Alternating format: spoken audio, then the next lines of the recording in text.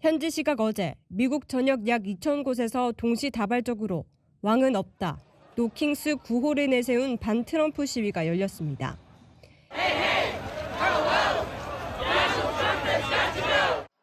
이번 시위의 중심이자 미국 독립혁명의 상징인 필라델피아에는 10만 명이 모였습니다. We have a constitution, not a king. The person that's in charge should not be.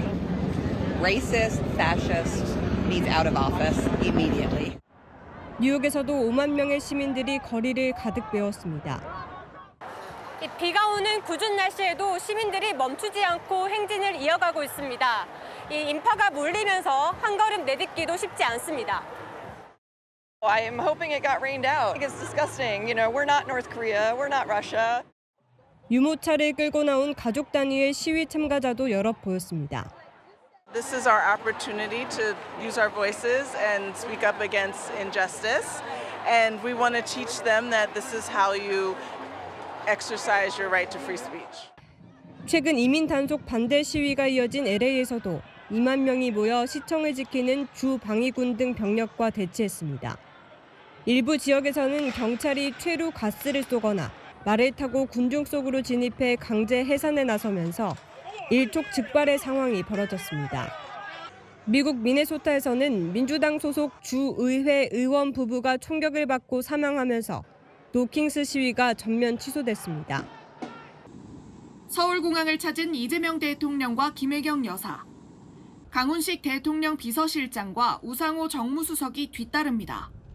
G7 정상회의 참석차 출국하는 대통령 내외를 배웅하기 위해 대통령실 참모진과 여당 지도부가 현장을 찾았습니다. 김 여사와 함께 트랩을 오른 이 대통령은 손을 흔들어 인사를 한 뒤 전용기에 올랐습니다. 이 대통령은 우리 시간으로 내일 새벽 캐나다에 도착해 정상외교 무대 데뷔전을 치릅니다. 도착 직후 캐나다의 공식 환영 행사가 이어지고 이튿날엔 G7 국가와 초청국이 함께하는 세션에서 두 차례 발언을 합니다. 대통령실은 계엄과 내란을 이겨낸 우리 국민의 위대함과 K민주주의의 저력을 세계에 알리게 될 것이라고 말했습니다. 양자 회담도 적극 추진 중입니다.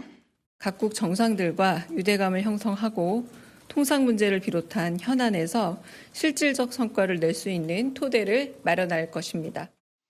가장 관심을 끄는 건 트럼프 미 대통령과의 회담 성사 여부입니다. 대통령실도 트럼프 대통령과의 관세 논의가 있을 수 있다고 보고 준비한 것으로 전해집니다. 한일, 한미일 정상회담도 조율 중입니다. 현지 시각 오늘 이스라엘의 텔아비브 상공에 미사일 여러 개가 우수수 떨어집니다. 깜깜한 하늘에 미사일 궤적으로 보이는 듯한 구름띠가 보입니다. 현지 시각 어제 오후 이스라엘로부터 테헤란 등을 공습당한 이란이 오전이 되자 이스라엘의 텔아비브와 하이파 등을 겨냥해 대규모 미사일을 퍼부은 건데 현지 매체는 이란의 공습 과정에서 마하 13에서 15 속도의 극초음속 미사일이 발사됐다고 보도했습니다. 또 다른 현지 매체는 이스라엘 방공망을 뚫기 위해 이란이 극초음속 미사일을 동원한 공습을 이어가고 있다고 분석했습니다. 이란의 공습을 받은 텔아비브 인근의 주택가에선 건물이 여기저기 파손됐고 하이파에선 정유소 일대가 타격을 받아 큰 화염에 휩싸였습니다. This is the result of the latest barrage of rockets fired at our residential communities by Iran. 이란의 이번 공습에 현재까지 이스라엘에서 최소 4명이 숨지고 87명이 부상을 입은 것으로 전해졌습니다. 이스라엘에 있는 미국 대사관 분관과 수백 미터 밖에 떨어지지 않은 건물들도 이란의 미사일 공격을 받은 것으로 전해집니다.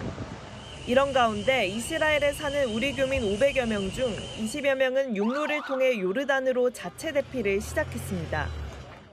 비행편을 확보를 못하셔서 요르단으로 넘어갈 수 있도록 이번에 준비가 되었고 하늘에서 미사일 격추하는 그런 소리도 많이 들리고요. 지금 어려운 상황이기는 해요. 트럼프 미국 대통령은 약 50분 전에 앤드루스 공군기지로 도착해서 현재 이곳 백악관을 향해 오고 있는 중입니다. NSC 소집 관련된 내용은 아직까지는 전해진 것이 없습니다. 트럼프는 조금 전 SNS에 난 어떤 방식으로든 이란의 평화회담을 요청한 적이 없다 이렇게 밝혔는데요. 그러면서도 NSC가 중동 정세와 관련된 것임을 암시했습니다. 이보다 앞서 SNS로는 즉시 테헤란을 떠나라라고 이란 민간인들을 향해 메시지를 남기기도 했는데요. NSC 결과를 지켜봐야 하겠지만 트럼프 입장에서는 G7 조기 퇴장으로 이란에 강력한 압박 메시지를 보여주면서 자신만의 방식으로 이란과 이스라엘의 전면전을 중재해보겠다는 의지로 보입니다. 자, 뭘 하려는 걸까요? 미국이 개입, 사실상 참전 가능성도 있는 겁니까? 아직 결정된 것은 어떤 것도 없습니다. 하지만 이스라엘과 이란의 양국의 휴전 때문에 이 G7 조기 퇴장을 하는 것은 아니다라고 분명히 밝히기도 했습니다. 트럼프는 SNS를 통해 이란과 이스라엘의 휴전과 무관하다며 휴전보다 훨씬 더 큰 문제 때문이라고 밝혔습니다. 로이터 통신은 트럼프가 이란의 핵무기 완전 포기를 요구할 방침이라면서 핵 문제의 진정한 종식을 원하고 있다고 보도했습니다. 미국 현지에서는 이스라엘이 미국의 군사력을 이용해 지하에 있는 이란 핵시설을 파괴해달라는 신호를 보내고 있다면서 미국의 개입 가능성을 제기하고 있습니다. AP통신은 트럼프가 선택의 기로에 서 있다면서 깊은 개입이 트럼프에게 정치적 위험성을 안겨줄 수 있다고 분석했습니다.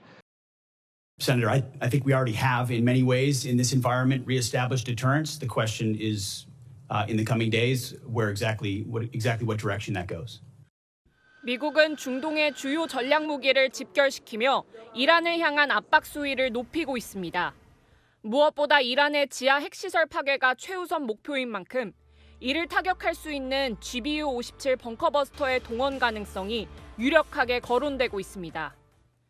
떠다니는 군사기지로 불리는 항공모함 니미츠함 칼빈슨함은 이미 페르시아만에, 해군 구축함 3척은 동지중해에 배치됐고 F-22, F-35 등 최신의 전투기들과 공중급유기 다수도 속속 중동으로 집결하고 있습니다.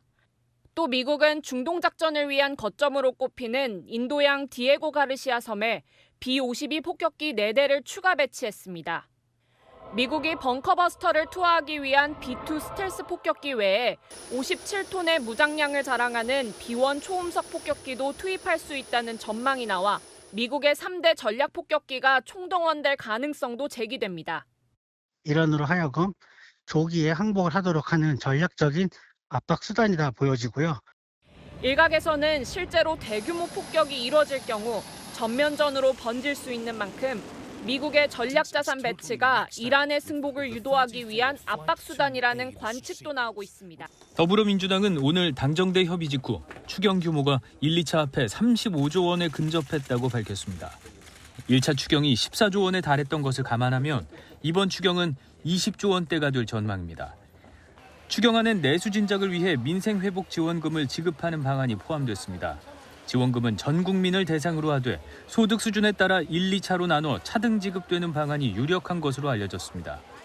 1차로 일반 국민에게 15만 원, 차상위 계층과 한부모 가족에게 30만 원, 기초생활수급자에게 40만 원을 지급합니다.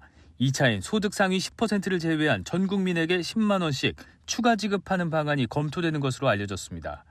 이럴 경우 기초생활수급자는 최대 50만 원의 지원금을 받게 됩니다.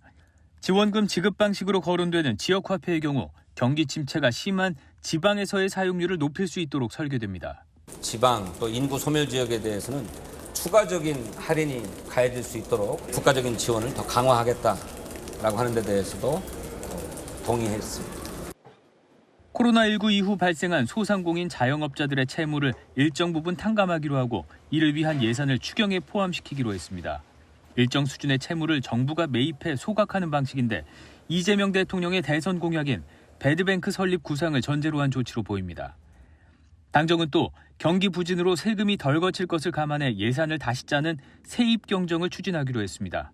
추경안은 내일 국무회의에서 최종 의결될 예정입니다. 검찰은 최근 도이치모터스 주가 조작 실행범으로 지목된 이모 씨를 불러 조사했습니다. 이 씨는 2010년 3월 4일 지인 명의로 김 여사 계좌에 4,700만 원을 입금했는데 이른바 전주 역할을 한 김 여사에게 주식거래 손실을 메워준 게 아니냐는 의혹이 일었습니다. 주가 조작 일당이 김 여사 투자금의 원금을 보장했느냐는 김건희 여사의 주가 조작 공모 여부 판단의 핵심 쟁점입니다. 지난해 서울중앙지검은 이 씨가 김 여사에게 지급한 돈이 손실보상 목적은 아니었던 걸로 보고 김 여사의 공모를 인정하지 않았습니다. 하지만 재수사를 맡은 서울고검 수사팀은 1차 주가 조작 주포 이 씨 조사 과정에서 김 여사 투자금의 원금을 보장한 게 맞다는 취지의 진술을 확보한 걸로 전해집니다. 반면 김 여사 측은 원금 보장 약속은 받은 적이 없다고 반박했습니다.